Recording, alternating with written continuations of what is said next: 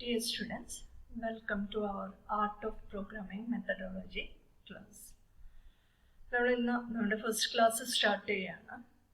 നിങ്ങൾ ഓൾറെഡി എൻ്റെ ക്ലാസ്സിൽ പലരും കമ്പ്യൂട്ടർ സയൻസ് സ്റ്റുഡൻസ് ആണ്, ഓൾറെഡി കമ്പ്യൂട്ടർ സബ്ജക്ട്സ് പഠിച്ചവരാണ്. ഓക്കെ, നമുക്ക് പ്രോഗ്രാമിംഗ് മെത്തഡോളജി, അതായത് പ്രോഗ്രാമിംഗ് മെത്തഡോളജി എന്ന് പറഞ്ഞു കഴിഞ്ഞാൽ ശരിക്കും എന്താണ്? Programming methodology is an approach to analyzing complex real-life problems, planning for software development and control the development process. Okay, അതായത് നമ്മളുടെ ലൈഫിലുള്ള ഒരു റിയൽ ലൈഫ് പ്രോബ്ലംസ് അതിനെ സോൾവ് ചെയ്യാൻ വേണ്ടി കമ്പ്യൂട്ടറൈസ്ഡ് ആയിട്ടുള്ള ഒരു സൊല്യൂഷൻ കണ്ടെത്തും. അപ്പോൾ കമ്പ്യൂട്ടറൈസ്ഡ് ആയിട്ടുള്ള സൊല്യൂഷൻ കണ്ടെത്തണമെങ്കിൽ നമ്മൾ അതിനനുസരിച്ചുള്ള സോഫ്റ്റ്വെയർസ് ഡെവലപ്പ് ചെയ്യണം. ആ ഡെവലപ്മെൻറ്റിൻ്റെ ഓരോ സ്റ്റേജിലും അല്ലെങ്കിൽ ഓരോ പ്രോസസ്സിനെയും എന്ത് ചെയ്യണം, കൺട്രോൾ ചെയ്യണം. അപ്പോൾ അതിനെയാണ് എന്ത് പറയുന്നത്, പ്രോഗ്രാമിംഗ് മെത്തഡോളജി എന്ന്. ഫസ്റ്റ് നമ്മൾ പ്രോബ്ലം അനലൈസ് ചെയ്യണം, അതായത് കോംപ്ലക്സ് റിയൽ ലൈഫ് പ്രോബ്ലംസിനെ അനലൈസ് ചെയ്യണം. അപ്പോൾ പ്രോബ്ലം അനലൈസ് ചെയ്യുന്നതിന് പ്രോബ്ലം സോൾവ് ചെയ്യാനുള്ള ഡിഫറെൻറ്റ് സ്റ്റെപ്സ് എന്തൊക്കെയാണ്, പ്രോബ്ലം സോൾവിങ് മെത്തേഡ്സ് എന്തൊക്കെയാണ്, അല്ലെങ്കിൽ പ്രോബ്ലം സോൾവിങ് ടെക്നിക്സ് എന്തൊക്കെയാണെന്ന് നമുക്ക് ആദ്യം നോക്കാം. ഓക്കെ, നമ്മൾ ഇന്ന് ഈ ഒരു ക്ലാസ്സിൽ നമ്മൾ ഡിസ്കസ് ചെയ്യുന്ന കാര്യങ്ങൾ introduction to problem solving techniques, then procedure or step involved in problem solving, algorithms, flowchart, symbols used in flowcharts and pseudocode. First introduction. നമ്മൾക്ക് അറിയാം, നമ്മൾ യൂസ് ചെയ്യുന്നത് ഒരു കമ്പ്യൂട്ടർ യൂസ് ചെയ്തിട്ടാണ് പ്രോബ്ലംസ് സോൾവ് ചെയ്യാൻ ഉദ്ദേശിക്കുന്നത്. അപ്പോൾ കമ്പ്യൂട്ടർ എന്ന് പറഞ്ഞാൽ IQ ലെവൽ 0 ആയിട്ടുള്ളൊരു ഇലക്ട്രോണിക് ഡിവൈസാണ് എന്ത്, കമ്പ്യൂട്ടർ. അപ്പോൾ ആ കമ്പ്യൂട്ടറിൻ്റെ IQ, ആർട്ടിഫിഷ്യൽ IQ ആണ് നമ്മൾ പ്രൊവൈഡ് ചെയ്യുന്നത്. ആർട്ടിഫിഷ്യൽ IQ എന്ന് പറഞ്ഞു കഴിഞ്ഞാൽ നമ്മൾ ആർട്ടിഫിഷ്യൽ ഇൻ്റലിജൻസ് എന്ന് പറഞ്ഞു കഴിഞ്ഞാൽ നമ്മൾ പ്രൊവൈഡ് ചെയ്യുന്നതാണ് പ്രോഗ്രാംസിലൂടെ അല്ലെങ്കിൽ ഇൻസ്ട്രക്ഷൻസ് പ്രോഗ്രാം സോഫ്റ്റ്വെയറിലൂടെ നമ്മൾ പ്രൊവൈഡ് ചെയ്യുന്നതാണ്. അപ്പോൾ നമ്മൾ പ്രൊവൈഡ് ചെയ്യുന്നത് എത്രത്തോളം കറക്റ്റ് ആണോ, എത്രത്തോളം എക്യുറേറ്റ് ആണോ, അതുപോലെ ഇരിക്കും കമ്പ്യൂട്ടർ അത് പ്രോസസ്സ് ചെയ്തിട്ട് നമുക്ക് കിട്ടുന്ന റിസൾട്ട്സ്. അപ്പോൾ പൊതുവെ പറയാറുണ്ട് ഗാർബേജ് ഇൻ ഗാർബേജ് ഔട്ട്. നമ്മൾ കൊടുത്തിരിക്കുന്നത് തെറ്റായിട്ടുള്ള കുറേ കാര്യങ്ങളാണെങ്കിൽ നമ്മൾക്ക് കിട്ടുന്നതും എന്തായിരിക്കും, തെറ്റായിട്ടുള്ള വിവരങ്ങളായിരിക്കും. ഓക്കെ, അപ്പോൾ അത് ഓർത്ത് വയ്ക്കാം. കമ്പ്യൂട്ടറിനകത്ത് യൂസേഴ്സ് നമ്മൾ പ്രൊവൈഡ് ചെയ്യുന്ന കമ്പ്യൂട്ടർ യൂസേഴ്സ് പ്രൊവൈഡ് ചെയ്യുന്ന ഡാറ്റയ്ക്ക് അനുസരിച്ച് അല്ലെങ്കിൽ നമ്മൾ കൊടുത്തിരിക്കുന്ന ഇൻസ്ട്രക്ഷൻസിനനുസരിച്ചുള്ളൊരു റിസൾട്ടാണ് നമുക്ക് കിട്ടുന്നത്. അപ്പോൾ നമ്മളൊരു സോഫ്റ്റ്വെയർ ഡെവലപ്പ് ചെയ്യുമ്പോൾ നമ്മൾ നോക്കേണ്ട കാര്യങ്ങൾ എന്തൊക്കെയാണ്, നമ്മൾ കൊടുക്കുന്നതെല്ലാം കറക്റ്റായിട്ടുള്ള ഇൻസ്ട്രക്ഷൻസ് ആണോ എന്ന് നോക്കണം. എക്യുറേറ്റ് ആയിട്ടുള്ള ഒരു റിസൾട്ടിന് ആവശ്യമായിട്ടുള്ള സ്റ്റെപ്സ് ആണോ നമ്മൾ ഫോളോ ചെയ്യുന്നതെന്ന് ചെക്ക് ചെയ്യണം. ഇതാണ് മെയിനായിട്ട് ചെയ്യാനുള്ളത്. അതായത് A computer is A very powerful and versatile machine capable of performing multitude of different tasks, yet it has no intelligence or thinking power. The intelligence quotient of a computer is 0.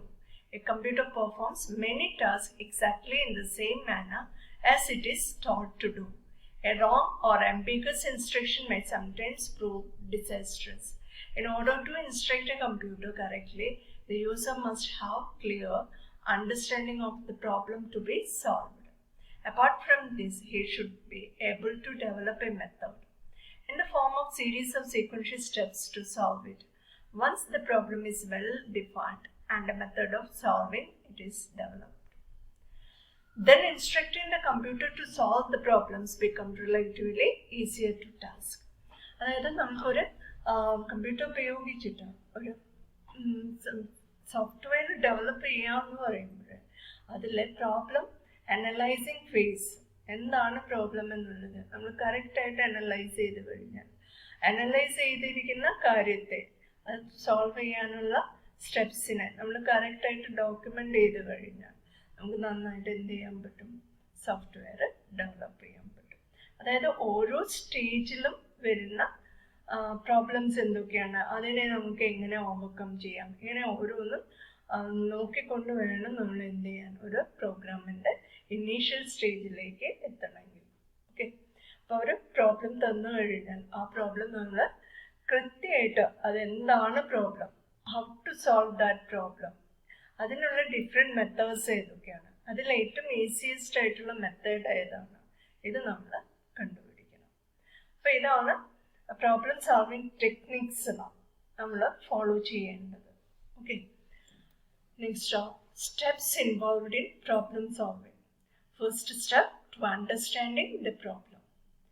Second, analyzing the problems and developing the solution and coding and the implementation. Understanding the problem, അതായത് എന്താണ് നമ്മുടെ problem എന്നുള്ളത് നമ്മൾ analyse ചെയ്യുക, എന്ത് problems ആണ് നമുക്ക് solve ചെയ്യേണ്ടത്. Here we try to understand the problem to be solved in totally. Before with the next stage or step, we should absolutely sure about the objectives of the given problem. അതായത് understanding the problem നമ്മൾ കറക്റ്റായിട്ട് ചെയ്ത് കഴിഞ്ഞാൽ ഒരിക്കലും ഒരു programme പോലും നിങ്ങൾക്ക് എററായിട്ട് വരില്ല.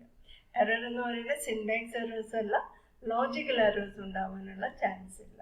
ഓക്കെ, സിൻടാക്സ് എറേഴ്സ് വരുന്നത് നമുക്ക് എറേഴ്സ് എന്തൊക്കെയാണെന്നുള്ളത് പിന്നീട് ഡിസ്കസ് ചെയ്യാം. എന്നാലും സിൻടാക്സ് എറേഴ്സ് എന്ന് പറഞ്ഞു കഴിഞ്ഞാൽ നമ്മൾ കൊടുക്കുന്ന ഗ്രാമറിൽ വരുന്ന മിസ്റ്റേക്സിനെയാണ്.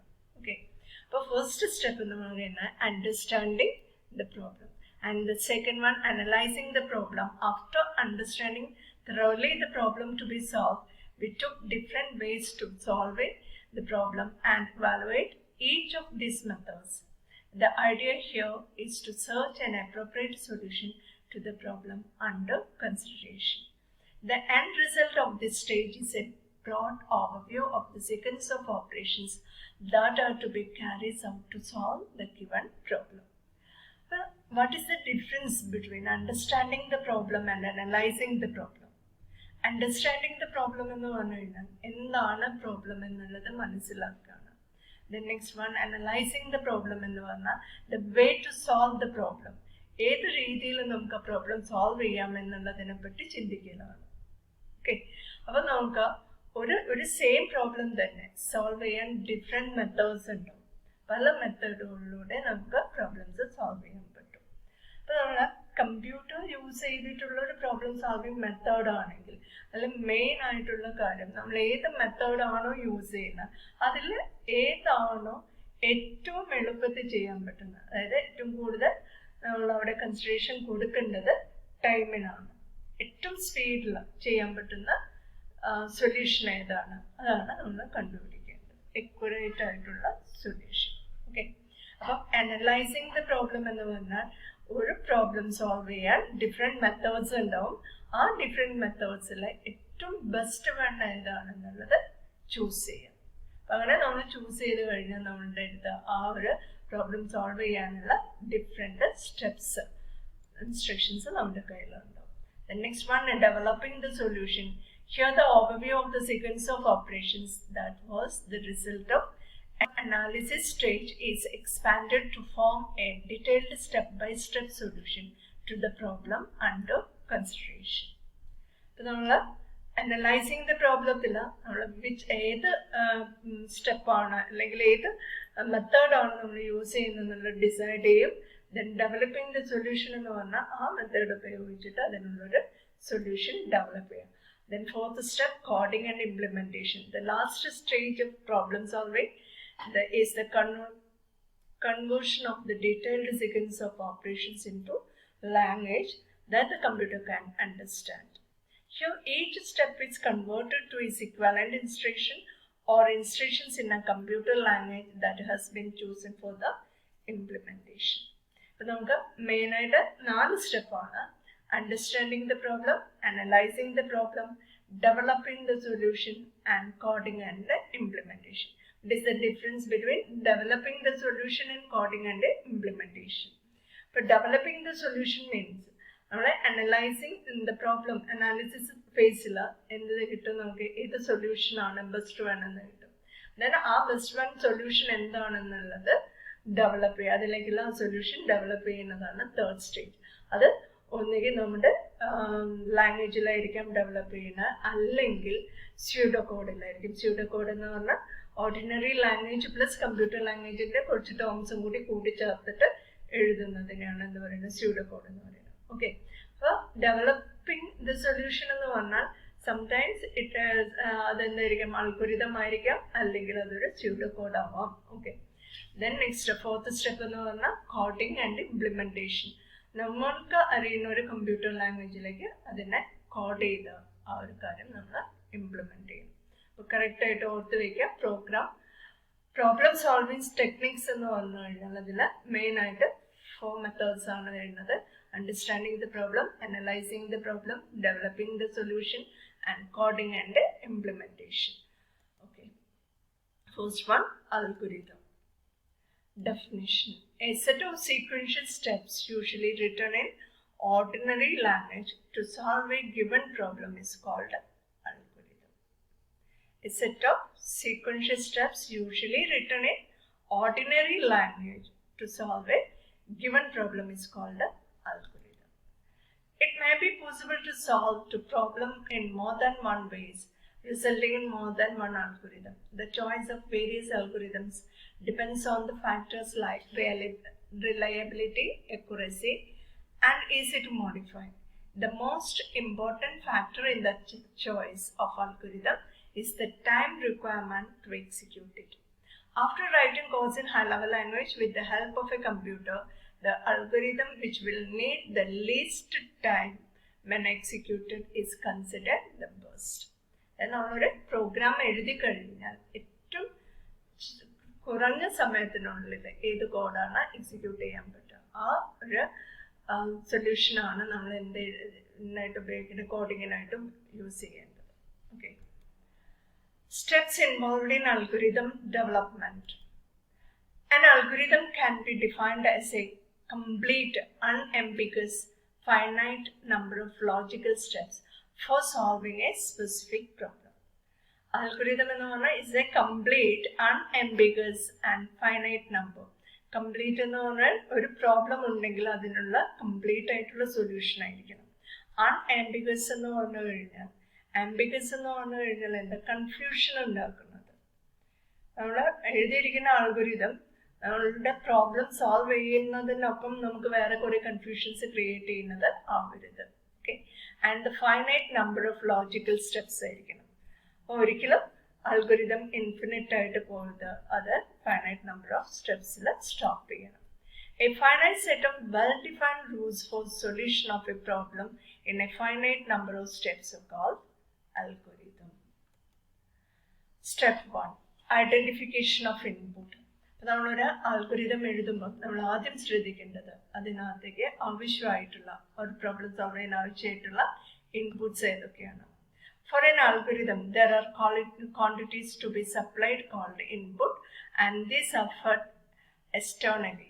The input is to be identified first for any specified problem. നിങ്ങൾക്കൊരു പ്രോബ്ലം തന്നു കഴിഞ്ഞാൽ ഓർക്കേണ്ടത് നമ്മൾക്ക് എന്ത് ഇൻപുട്ടുകൾ കൊടുത്താൽ എന്ത് ഔട്ട്പുട്ടിലേക്ക് എത്തും എന്നുള്ളത്. അപ്പോൾ ഏറ്റവും ആദ്യം നമ്മൾ കൺസിഡർ ചെയ്യേണ്ടത് അതിൻ്റെ ഇൻപുട്സ് എന്തൊക്കെയാണെന്ന്. Then step 2, identification of output. ഒരു പെർട്ടിക്കുലർ ഇൻപുട്ട് കൊടുത്തു കഴിഞ്ഞാൽ അതിന് കറസ്പോണ്ടിങ് ആയിട്ട് ഏത് രീതിയിലുള്ള ഔട്ട്പുട്ടാണ് എൻഡ് യൂസർ പ്രതീക്ഷിക്കുന്നത്, ആ ഒരു ഔട്ട്പുട്ടിനെ പറ്റി അറിഞ്ഞിരിക്കാം. Then the third step, identification the processing operations. ഇപ്പം നമുക്ക് എന്തൊക്കെ ഓപ്പറേഷൻ, എന്തൊക്കെ കാൽക്കുലേഷൻസ് ആണ് പെർഫോം ചെയ്യേണ്ടത്.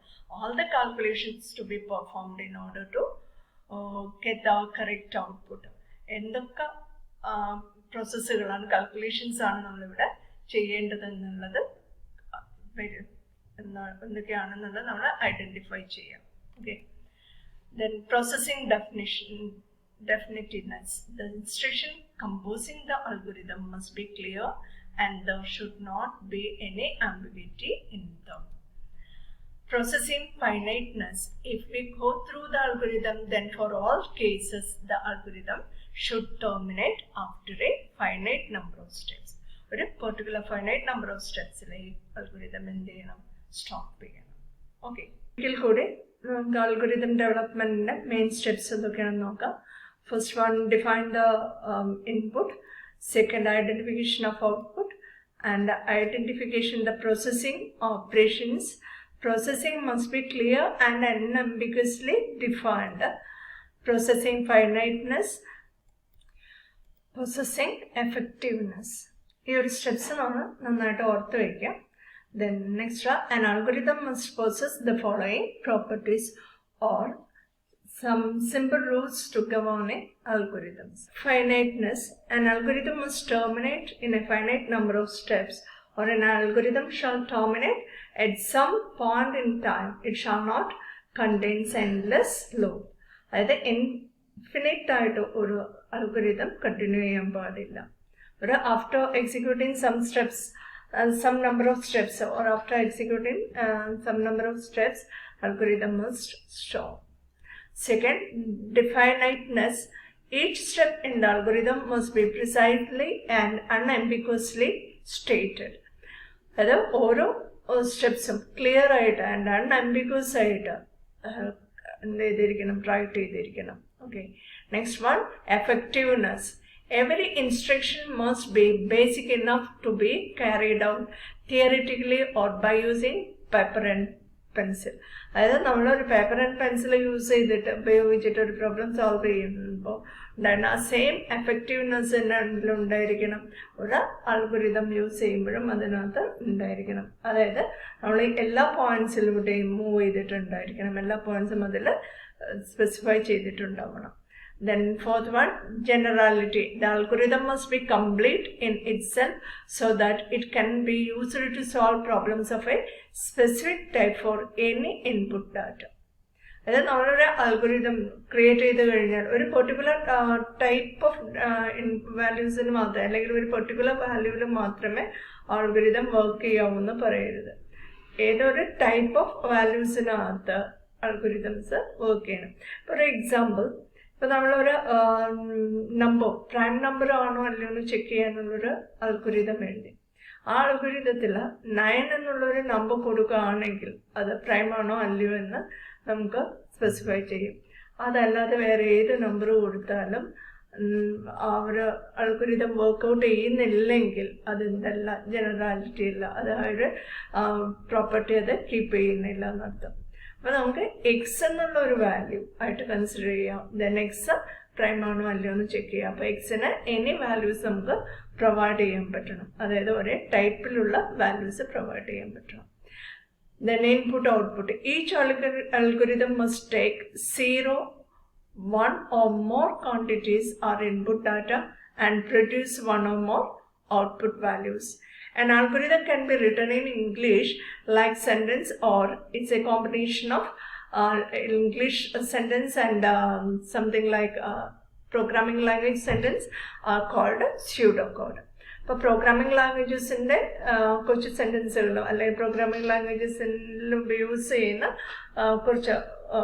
terms, then English like language algorithm pseudocode. Okay. The next documenting an algorithm. Algorithm can be documented in a number of ways as given below. By using a natural language, and that is, an algorithm is a step-by-step procedure written in our own language. Natural language means ordinary language. Computer language algorithm written documented in natural languages. Then pseudocode. Pseudocode means algorithms written in the combination of English-like languages and computer language. Then it is an abbreviated version of the actual computer code, a combination of programming language, construct and natural language used to express a computer program design. Flowchart. Flowcharts are the pictorial representation of algorithm, or algorithms are documented using graphical symbols called flowcharts. Programming languages. The algorithms are documented by using a particular programming language. Okay. Some simple rules governing algorithms. The steps in the algorithm shall be convertible to computer instructions. Each step in the algorithm may be converted into one or more instructions in the computer language. The algorithm steps shall be definite, it shall not be ambiguous, and it cannot contain vague statements or inconclusive statements such as divide by 0. The algorithm steps shall be implementable manually by human being. An algorithm may receive 0 or more inputs. The results of an algorithm is production of one or more output. It has to deliver an output in whatever form it may be. An algorithm shall terminate at some point in time. It shall not contain any endless loop. An algorithm has to be well structured with the first instruction on the top of the program. It may contain alternate endpoints depending on some context, but must definitely end. An algorithm should be validated by the chosen sample inputs, and it should be possible to prove that the algorithm solves the problem correctly with the valid and invalid inputs. Okay. അപ്പോൾ നമുക്ക് rules ഓർത്ത് വയ്ക്കാം. ഈ ഒരു rules obey ചെയ്തുകൊണ്ട് വേണം നിങ്ങൾ algorithms എഴുതുമ്പോൾ. അതായത് റൂൾസ് ഒന്നുകൂടി പറയാം. നമ്മൾ എഴുതിയിരിക്കുന്ന അൽഗോരിതം എന്ന് പറഞ്ഞാൽ ഫൈനൈറ്റ് സ്റ്റെപ്സിലായിരിക്കണം. അതേപോലെ അതിനകത്ത് വാക്യൂ സ്റ്റേറ്റ്മെൻറ്റ്സ് ഓർ ഇൻകൺക്ലൂസീവ് ആയിട്ടുള്ള സ്റ്റേറ്റ്മെൻറ്റ്സ് യൂസ് ചെയ്യാൻ പാടില്ല. ദെൻ നമ്മൾ algorithm steps shall be implementable manually by human being. കമ്പ്യൂട്ടറിന് മാത്രം ഇംപ്ലിമെൻ്റ് ചെയ്യാൻ പറ്റുന്ന സ്റ്റെപ്സ് ആയിരിക്കുന്നത്. നമുക്കും അത് മാനുവലി ഇംപ്ലിമെൻ്റ് ചെയ്യാൻ പറ്റുന്ന സ്റ്റെപ്സാണ് ഇതിനകത്ത് ഉണ്ടാകുന്നത്, അൽഗോരിതത്തിനകത്ത് എഴുതിയിരിക്കുന്നത്. And an algorithm must maybe it receives 0 or more inputs and it produces one or more outputs. The results of an algorithm is production of one or more output. And the algorithms shall terminate at some points in time. അതായത് ഒരു അൽഗോരിതത്തിന് more than 1 end points ഉണ്ടാവാം, logical end points ഉണ്ടാവാം. Physically അൽഗോരിതത്തിന് ഒരു single end പോയിന്റേ ഉണ്ടാവുള്ളൂ. Logically more than 1 end points ഉണ്ടാവാം അൽഗോരിതത്തിന്. അതായത് ഒരു particular logic നമുക്കിപ്പോൾ ബ്രാഞ്ചിങ് ഓപ്പറേഷൻസ് ഒക്കെ വരുമ്പോൾ if part and else part ഉണ്ടാവാം. അപ്പോൾ ഈ പാർട്ടിലൂടെ പോകുമ്പോഴും അത് സ്റ്റോപ്പ് ചെയ്യണം, എൽസ് പാർട്ടിലൂടെ പോയാലും അത് സ്റ്റോപ്പ് ചെയ്യണം. അപ്പം മോർ ദാൻ 1 എൻഡിങ് സ്റ്റേറ്റ്മെൻറ്റ്സ് നമ്മൾ യൂസ് ചെയ്യേണ്ടി വരും. പക്ഷെ ഫിസിക്കലി ഒരു സിംഗിൾ എൻഡ് സ്റ്റേറ്റ്മെൻറ്റ് മാത്രമേ ഉണ്ടാവാവൂ അൽഗോരിതത്തിന്. അതായത് ഒരിക്കലും ഒരു അൽഗോരിതത്തിൻ്റെ സ്റ്റെപ്സ് എൻഡ് ചെയ്ത് കഴിഞ്ഞാൽ വീണ്ടും നെക്സ്റ്റ് ഒരു സ്റ്റെപ്സിനകത്തേക്ക് അത് മൂവ് ചെയ്യില്ല. എൻഡ് എന്ന് പറയുന്നത് എന്താണ് ഡെഡ് എൻഡ് ആണ് അവിടെ പറയുന്നത്. Okay, an algorithm has to be well structured with the first instruction on the top of the program. Algorithm എന്ന് പറയുന്നത് വെൽ സ്ട്രക്ചേർഡ് ആയിരിക്കണം. പൊതുവേ നമ്മൾ അൽഗോരിതം ഫസ്റ്റ് ഇൻസ്ട്രക്ഷൻ എന്ന് പറഞ്ഞു കഴിഞ്ഞാൽ start the algorithm and the last one is stop. An algorithm should be validated. അപ്പോൾ നമ്മൾ ഒരു അൽഗോരിതം എഴുതി കഴിഞ്ഞാൽ അതിൻ്റെ പ്രോഗ്രാം കോഡിലേക്ക് മാറ്റിയതിന് ശേഷം അതിനെ വാലിഡേറ്റ് ചെയ്യാന്നല്ല. അൽഗോരിതം എഴുതി കഴിഞ്ഞാൽ നമ്മൾ സിമ്പിളായിട്ടുള്ള വാല്യൂസ് ഇൻപുട്സ് ആയിട്ട് കൊടുത്തിട്ട് അതിന് കറസ്പോണ്ടിങ് ഔട്ട്പുട്ട് ക്രിയേറ്റ് ചെയ്യുന്നുണ്ടോ എന്ന് വാലിഡേറ്റ് ചെയ്യണം. അപ്പോൾ അങ്ങനെ വാലിഡേറ്റ് ചെയ്ത് കഴിഞ്ഞാൽ സോൾവ് ചെയ്യാൻ പറ്റുമെങ്കിൽ നമ്മൾക്ക് അൽഗോരിതത്തിനെ കോഡിംഗ് ലെവലിലേക്ക് മാറ്റാം. അതല്ലെങ്കിൽ അതിനകത്തുള്ള എറേഴ്സ് എന്തൊക്കെയാണെന്നുള്ളത് കണ്ടുപിടിക്കണം. Okay. Next up, example. Suppose we want to find the sum of two numbers. The algorithm is as follows. Read first step is start. Then second, read the numbers A and B. നമുക്ക് രണ്ട് numbers തമ്മിൽ add ചെയ്യണം. അപ്പോൾ numbers ഏതാണെന്നുള്ളത് നമുക്കറിയില്ല. അപ്പോൾ first നമ്മൾ think ചെയ്യേണ്ടത് എന്താണ് ഇൻപുട്ട് കൊടുക്കേണ്ടത്.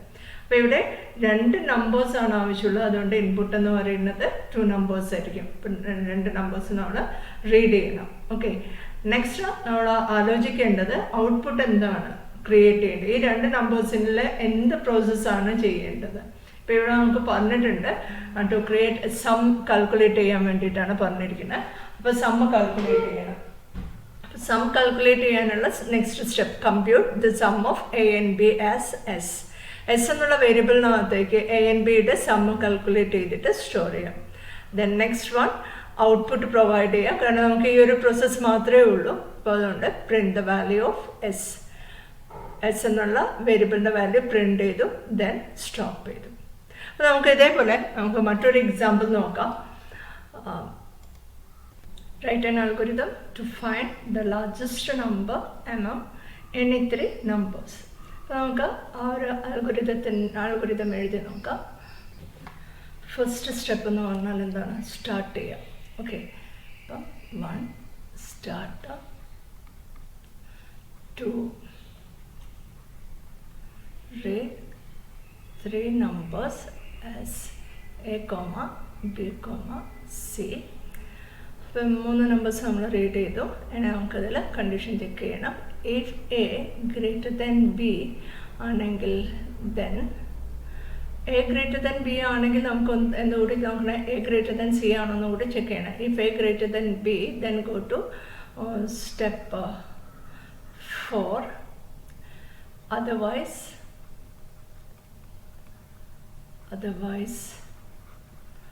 go to സ്റ്റെപ്പ് ഏതാണെന്നുള്ളത് നമുക്ക് പറയാം. ഓക്കെ, അപ്പോൾ ഇവിടെ 4th സ്റ്റെപ്പിൽ if A greater than B then A greater than C then go to step 5. otherwise go to step if a greater than c then go to step 6 എന്ന് കൊടുക്കാം നമുക്ക്. Okay, then if a greater than b അല്ല എങ്കിൽ നമുക്ക് എങ്ങോട്ട് പറയാം, go to step 5 എന്ന് കൊടുത്തു.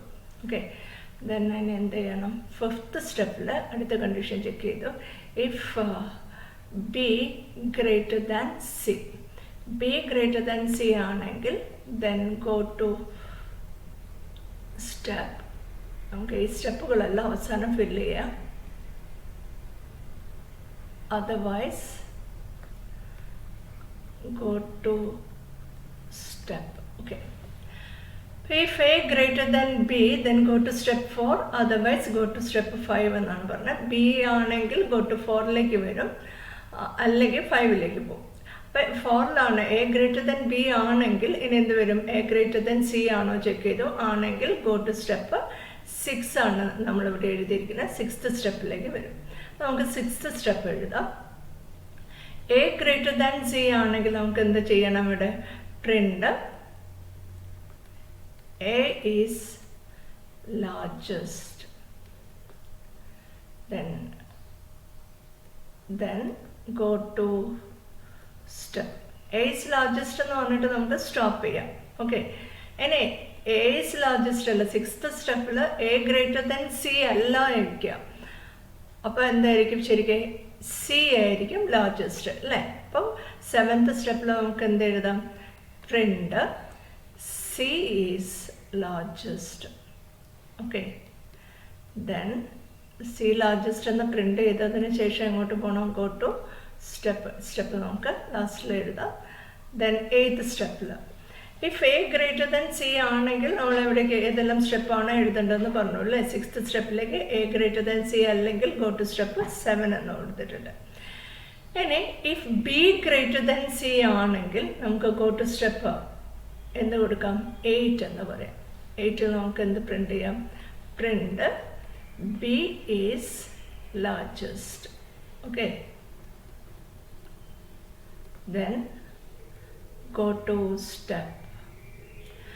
then B is largest, B greater than C അല്ല എന്ന് വിചാരിക്കുക. അതർവൈസ് കണ്ടീഷനിലാണെങ്കിൽ നമുക്ക് എന്താണ്, C is largest. C largest ആണെന്ന് പ്രിന്റ് ചെയ്തിരിക്കുന്ന 7th സ്റ്റെപ്പിലല്ലേ. അപ്പോൾ ഇവിടെ എന്ത് കൊടുക്കാം, go to step 7. Okay, then നമ്മൾ എല്ലാ വാല്യൂസും പ്രിന്റ് ചെയ്ത് കഴിഞ്ഞല്ലേ. ആൻഡ് ദെൻ 9th സ്റ്റെപ്പിൽ നമുക്ക് എന്ത് ചെയ്യാം, സ്റ്റോപ്പ് കൊടുക്കാം. സ്റ്റോപ്പ്, അപ്പം step go to step 9. Okay, അപ്പോൾ ഇതെല്ലാം ഈ ഒരു രീതിക്ക് അൽഗോരിതം എഴുതുമ്പോൾ നമ്മൾ ഒരു കാര്യം ചെക്ക് ചെയ്യുന്നില്ല. 3 നമ്പേഴ്സും ഈക്വൽ ആണെങ്കിൽ, A equal to B equal to C ആണെങ്കിൽ നമ്പേഴ്സ് ആർ ഈക്വൽ എന്നുള്ളൊരു സ്റ്റെപ്പ് കൂടി വേണമെങ്കിൽ ഇൻക്ലൂഡ് ചെയ്യാം. അപ്പോൾ ഇവിടെ നമ്മളുടെ ലാർജസ്റ്റ് നമ്പർ ഏതാണെന്നാണ് ചോദിച്ചത്. അപ്പോൾ ആ ലാർജസ്റ്റ് നമ്പർ 3 ഈക്വൽ ആണെങ്കിൽ ഏതെങ്കിലും ഒരു നമ്പറിനെ ലാർജസ്റ്റ് ആയിട്ട് കൺസിഡർ ചെയ്യും. ഓക്കെ, മനസ്സിലായില്ലേ? ഇതൊരു മെത്തേഡ് അൽഗോരിതത്തിൻ്റെ. ഇനി നമുക്ക് ഇതേ കാര്യത്തെ തന്നെ നമുക്ക് മറ്റൊരു രീതിയിൽ എഴുതാം, വേറൊരു അൽഗോരിതം മെത്തേഡായിട്ട്. ഫസ്റ്റ് വൺ സ്റ്റാർട്ട് ചെയ്തു. എനിക്ക് ഏതെങ്കിലും 3 നമ്പേഴ്സാണ് റീഡ് ചെയ്യേണ്ടത്. അപ്പോൾ read any 3 numbers as A, B, C 3 നമ്പേഴ്സായിട്ട് റീഡ് ചെയ്തു. നമ്മളിവിടെ ഒരു എക്സ്ട്രാ വേരിയബിൾ ഉപയോഗിക്കുന്നു. ലാർജസ്റ്റ് ആണ് നമുക്ക് കണ്ടുപിടിക്കേണ്ടത്. Largest equal to first time ഞാൻ എന്തായിട്ട് കൊടുത്തു, എ എന്ന് യൂസ് ചെയ്തു.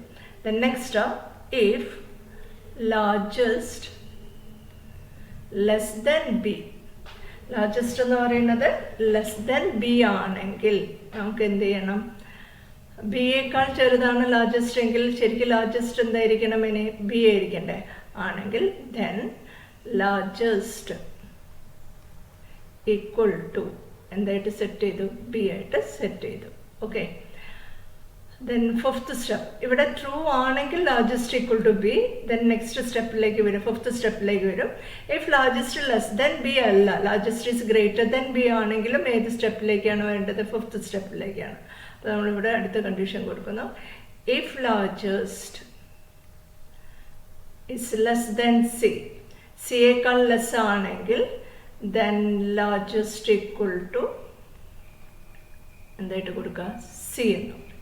ഓക്കെ, അപ്പോൾ നമുക്ക് ഈ 5 സ്റ്റെപ്പ് ചെയ്ത് കഴിഞ്ഞാൽ നമുക്ക് എന്ത് കിട്ടും, ഇതിലെ ലാർജസ്റ്റ് വാല്യൂ ഏതാണെന്നുള്ളത് കിട്ടും. അപ്പോൾ നമുക്കിവിടെ എന്ത് കൊടുക്കാം, പ്രിന്റ് ലാർജസ്റ്റ്. ഓക്കെ, ലാർജസ്റ്റിൻ്റെ വാല്യൂ പ്രിന്റ് ചെയ്തു. ദെൻ 7th സ്റ്റെപ്പിൽ സ്റ്റോപ്പ് ചെയ്യാം. അപ്പോൾ ഒരേ പ്രോബ്ലത്തിനുള്ള 2 മെത്തേഡ്സാണ് നമ്മളിവിടെ കൊടുത്തിരിക്കുന്നത്. അപ്പോൾ ഈ ഒരു കേസിൽ ഒരു എക്സ്ട്രാ വേരിയബിൾ മെമ്മറി കൂടുതലായിട്ട് യൂസ് ചെയ്യും. ഒരു വേരിയബിൾ മെമ്മറി വേരിയബിൾ കൂടി ഇവിടെ ഉപയോഗിക്കുന്നുണ്ട്.